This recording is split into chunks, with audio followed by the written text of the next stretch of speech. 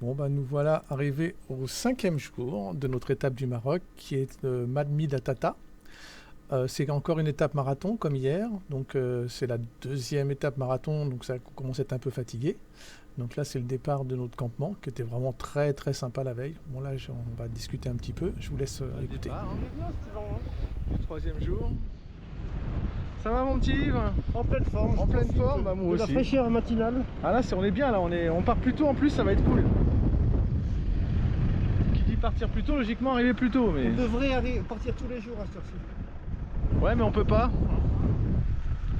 Même là, c'est trop tard déjà. Ouais, 9h c'est un peu tard. Hein. Et regarde, Il est 8h30 hein. on a dit 8 heures. Ouais, mais ça c'est l'inertie de groupe. Hein. Y a pas photo. Hein. On a gagné 1 heure par rapport à hier. Ouais, déjà c'est pas mal, parce que d'habitude on partait à 9h30 donc. Attends, on n'est pas parti. Hein. Ouais. Je suis d'accord. J'imagine qu'elle démarre pas. Et bon, on va partir dans tous les cas là bientôt. On commence par l'aire de chez Gaga. C'est du sable. Mais du sable de chez Sable. Là, c'était ma première fois que je faisais vraiment du sable. Et ça se voit d'ailleurs au départ, ça va pas bien se passer. Non, on venait juste de partir, on n'avait même pas fait 1 kilomètre. Hein. Ça...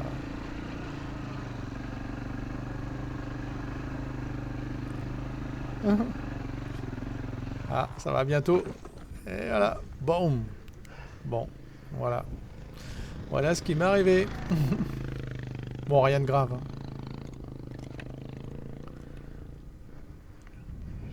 Je vais réussir à repartir tout seul de là-dedans. Non sans mal. Mais surtout qu'il fait super chaud, quoi. Là, on est le matin, là, il est 9h et on est déjà à 35 degrés, quoi. Enfin, c'était chaud, quoi. Donc ça, je me suis dit, on n'a pas fait 1 kilomètre, déjà une gamelle. Qu'est-ce que ça va donner? Mais après, on va voir que ça va aller nettement mieux. Faut juste se réhabituer. Et puis j'étais pris à la fraîche, là. C'était pas si simple. Froid comme ça. Voilà, quoi. Donc bah, après, on va continuer. Ça commence à aller mieux petit à petit. Puis je suivais les copains. Donc au départ, j'ai commencé à suivre un peu notre ami Jean-Louis. Comme ça, il m'a montré par où il passait. C'était plus facile, quand même.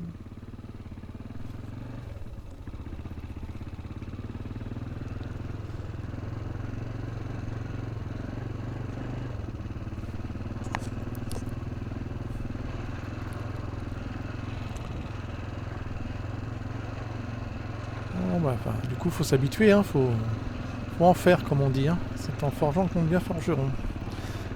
Et bah là, on est allé direct dans le système. Et je m'en sors pas si mal, quelque part. Je me suis fait une gamelle au départ, mais après, nickel. Donc, là, je vais suivre un peu Jean-Louis. Ah, lui, c'est son domaine. Hein. Moi, c'est plus les pierres, lui, c'est plus le sable. Hein.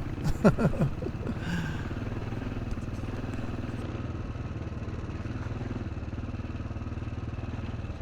bouge aussi quand même pour lui, mais beaucoup moins que moi. Moi, là, on le voit pas, mais ça bouge quand même un peu plus. Hein. Et bon, du coup, je suis sa trace. On voit que là... ça le maille aussi. Et bon, là, je suis en 3e. Je devrais peut-être des fois passer en 2e, mais bon, bref. Le Ténéré, il a quand même du couple, donc on voit que ça se passe plutôt bien, là. Il fallait reprendre une autre trace. Toujours un peu de mal à faire des virages là-dedans.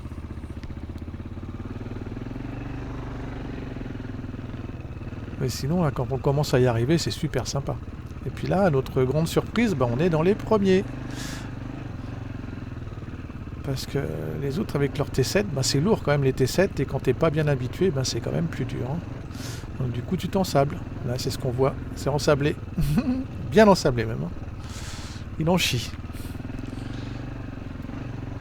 Ouais, il attendait ses copains. C'est sûrement Seb.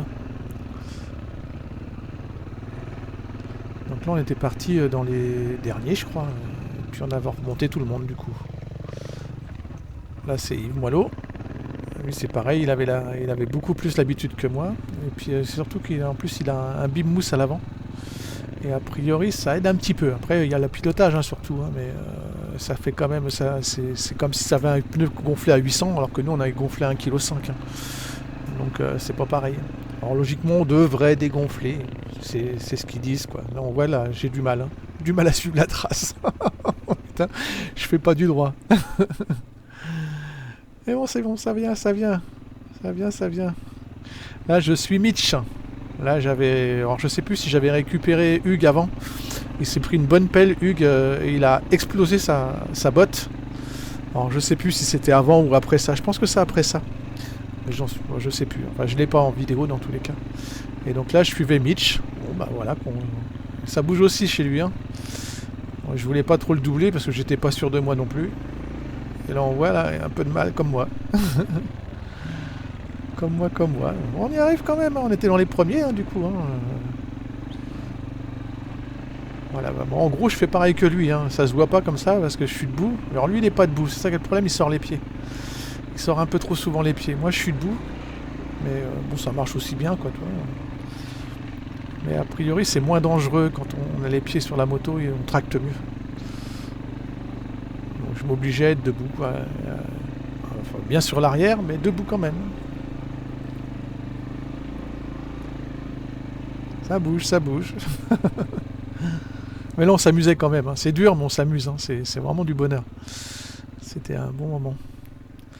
Bon, voilà, il avait retrouvé Hugues, qui est à côté, là, que j'avais ramassé tout à l'heure. Ou après, je sais plus. Et là, on rencontrait... Là, c'est les premiers.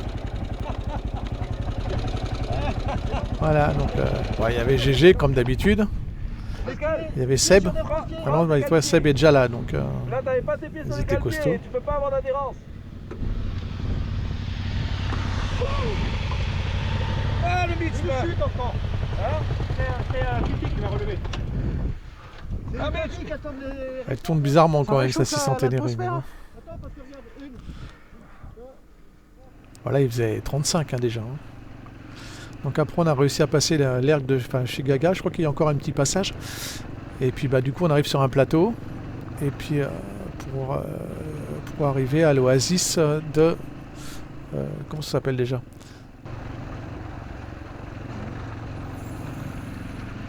Ah, l'oasis sacrée, voilà.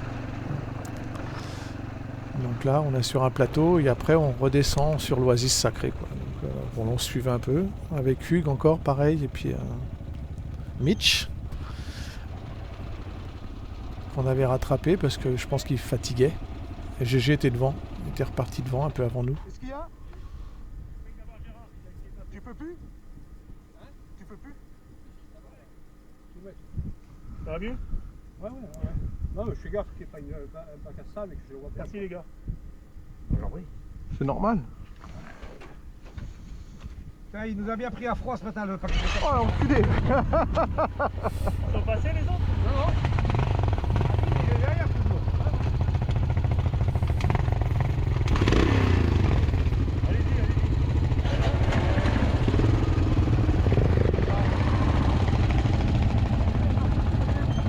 Ouais, ils en chient un peu aussi, hein. Mitch et Hugues. Hein.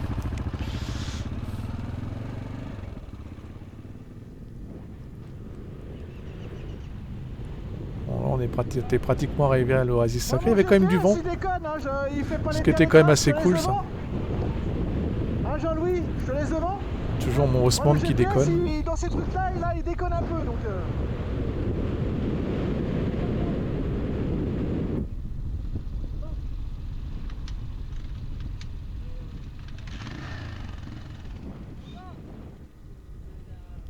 Bon bah là j'étais arrivé à l'oasis sacré, puis la moto elle sentait pas mal l'essence. Alors je regarde, je me dis merde, réservoir percé. Donc on la couche pour pas que du coup pour pouvoir mettre de la pâte bicomposant. Parce que l'avantage de la pâte bicomposant c'est qu'elle résiste à l'essence. Donc on a tout nettoyé, moi je me faisais aider, tu vois, là avant c'était Sylvie qui regardait ce qu'il y avait, parce qu'elle avait entendu dire que j'avais un problème. Et puis en regardant ma pâte bicomposant, en faisant le système, je me suis dit merde, je suis crevé. Putain, c'était pas de chance quoi. Mais bon, crevaison et pâte bicomposant. Enfin je remercie quand même Bernard et puis Yves, toi de m'avoir aidé, hein, ils m'aidaient à réparer. Et puis ben, voilà quoi, après on s'est amusé à faire quelques photos quand même. C'était marrant. Mais là il faisait chaud. Hein. Oh, on avait chaud là. Bon, ouais, la pauvre bête, autant que j'avais là hier, j'avais pas eu aucun problème. Là aujourd'hui, c'est moi qui ai eu tous les problèmes. C'est comme ça. Donc du coup, on se fait la pâte bicomposant, donc il fallait bien tout nettoyer, et la roue arrière, qu'il fallait pas recrever quoi. Bon, voilà, donc pour pas que l'essence coule de trop, parce qu'on voyait que ça coulait quand même, on l'avait mis un peu en hauteur. Et puis là, bah voilà, on a réparé la chambre qu'on n'a pas percée. Ouf. Et ça, c'est l'oasis sacrée qu'on n'a pas pu aller voir à cause de nos problèmes, mais bon, faut voir. Puis après, là, on va arriver au lac de Iriki. Super, hein, c'est comme ça sur des kilomètres et des kilomètres. Tout plat, là, tu t'amuses. Enfin voilà, quoi, c'est le bonheur. Donc là, je vous en montre quelques kilomètres, puis après, j'ai plus de batterie, donc je peux pas reprendre. Là, c'est les premières images que j'ai, puis après, on va être obligé de s'arrêter. C'est quand... Ah non, là, entre le lac, il y avait des petits passages de sable, du sable bien mou, là, quand même. Mais là, ça allait beaucoup mieux, là, ça y est, je commençais à bien comprendre comment ça marche.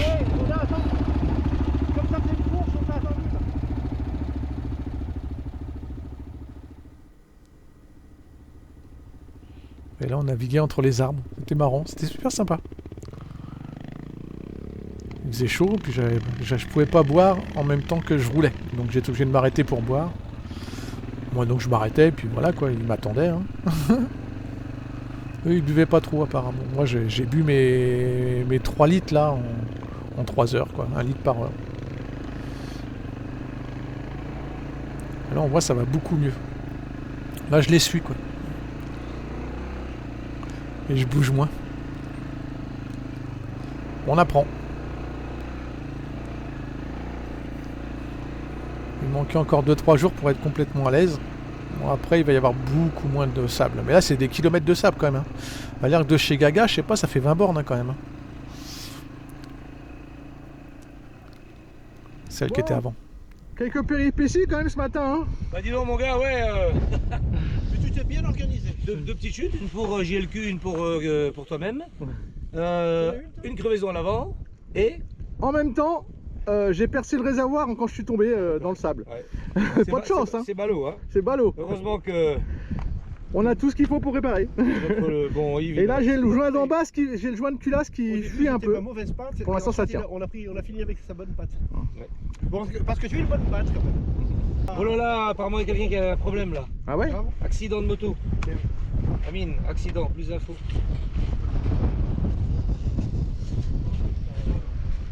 Gros accident? Sur la route?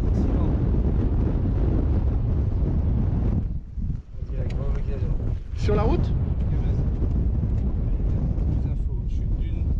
Chute d'une. Sur Bernard. Merde, Bernard! Des nouvelles SVP, je continue ma route ou pas? Tania ou pas? Henri Olibert, Etienne pense ne pas pouvoir tracter la moto sur ses pistes avec les lunettes de sable. Bernard n'est plus en état de rouler. Oh putain. Ouais, donc là on avait appris que Bernard s'était bien pété la gueule. Il est resté inconscient pratiquement pendant une demi-heure. Enfin pas complètement inconscient, mais il était complètement dans le potage. Bon là c'est le lac Iriki avec le Titanic en plein milieu. Il n'y a rien et puis il y a ça. Et puis, mais bon le pauvre Bernard, il avait quand même pris cher. Hein. Mais ça allait quoi. Après il avait juste un beau trauma crânien. Un très bon trauma crânien. Bon là on attendait on avait donné rendez-vous au 4x4 d'assistance. C'était sûr qu'ils n'arrivaient pas, donc on est reparti. Parce qu'on a attendu quoi 20 minutes facile. Hein. Il faisait chaud là, il faisait 40. Hein. Ça va, il y a du vent. Et bon, ça nous avait fait du bien en même temps, on commençait à être fatigué quoi. On avait fait à peu près 100 bornes. Il reste encore 100 bornes de tout terrain. 100 bornes qui étaient un peu moins bien. On avait dû couper. On ne suivait pas la trace à un moment et là ça nous a pris un petit peu de temps avant de trouver vraiment la route quoi. Parce qu'on devait couper on devait faire 100 km de TT en plus, mais on nous avait dit que c'était le Paris-Dakar. C'était vraiment une trace très très dure avec beaucoup de pierres qui n'avaient pas beaucoup d'intérêt.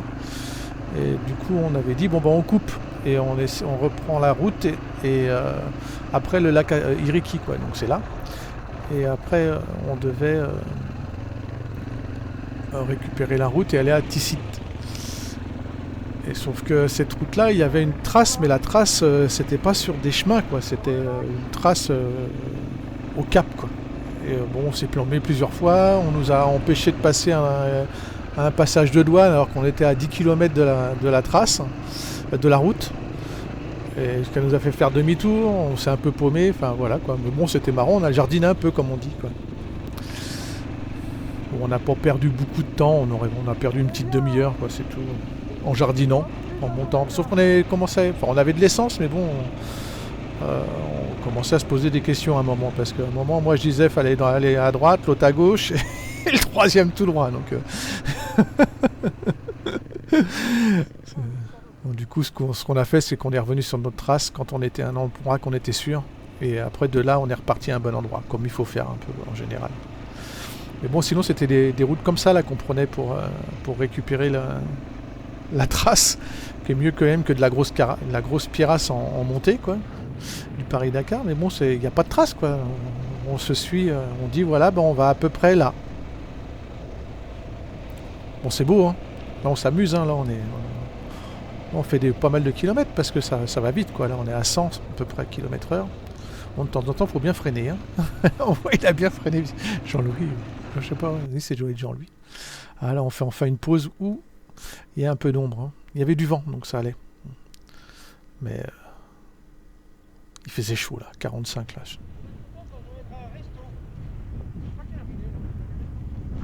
Il est 2h. Oh 14 heures. Ça fait bien. On est parti une heure plus tôt, hein. Ouais, Je crois que ce jour-là, on n'a pas mangé. On s'est pas arrêté, quoi.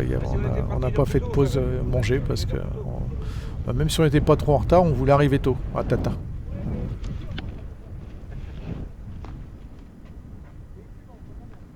Sage de la douane. C'était super sympa. Le mec, du coup, on avait voulu repartir. La voiture à Jean-Louis, la moto à Jean-Louis, elle n'a jamais voulu repartir. Pareil. Elle avait un peu chaud. Et donc on a réessayé et puis ça marchait pas. Donc c'est la manip. Alors on coupe ici. Alors, on coupe. Voilà. T'as coupé l'essence, non? Voilà. Ouvrez en grand. Tous les gaz en grand. bon, ça va pas marcher.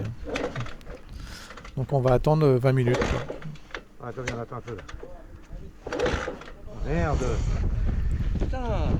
On sent, elle veut rien. Hein. Je vais me mettre à l'ombre. Il faisait 45, donc on a mis 20 minutes, on s'est reposé un peu là sur la longue. Il nous a offert en plus des oranges, du thé, c'était super sympa. Ils étaient super cool les mecs. Bon après on va aller dans une autre, il était moins cool, hein. Ils n'ont jamais voulu nous faire passer. Mais bon, eux ils étaient sympas. Puis après au bout de 20 minutes, la moto, impeccable, elle est repartie. Bon bah voilà quoi, après j'ai plus de batterie, donc je filme plus. Et là, arrivé sur la route, j'ai remis la batterie. Et là, il nous reste encore 100 km par la route, sauf que on se retrouve, on est où, pas là, de chance. On a Ticine. Ticine. Arrêt à Ticine après la grosse étape quand même de 200 bornes. Non, en tout terrain, c'était un peu costaud quand même. Hein. C'est costaud. Hein. On leur dira pas qu'on a lâché. On leur dira pas qu'on va lâcher, oui. Titine, elle a un joint de culasse qui fuit, mais bon, on verra. Enfin, déjà, faut déjà arriver. Si tu le sais, tu rajoutes de l'huile au fur et à mesure. Ouais. Mais sinon, tout va bien. Tu vas graisser les bottes. Ça va graisser les bottes, exactement. Allez, bye bye. Là, il y en a qui avaient mangé à Ticine. Nous, on s'est dit, bon, allez, on y va direct. Sauf que, pas de chance. On repart et on retombe derrière des militaires qui n'ont jamais voulu nous laisser passer et ils roulaient, bon, sur le plat ça roule à peu près à 50, 60, mais dans les montées c'était à 20 km/h. Il nous restait quoi, 30 bornes, on s'est dit oh putain, 30 bornes à 20 km/h ça fait plus d'une heure et demie. Bon, on a mis 1h30 pour rentrer quoi. Voilà, bon bah voilà c'est fini. Cette journée, ça s'est globalement bien passé, à part mes petits problèmes quoi, mais bon c'est des petits problèmes vont devenir gros problèmes quoi, que je me rende compte le lendemain. Voilà, bah c'est fini. À demain, enfin à plus tard pour le jour 6.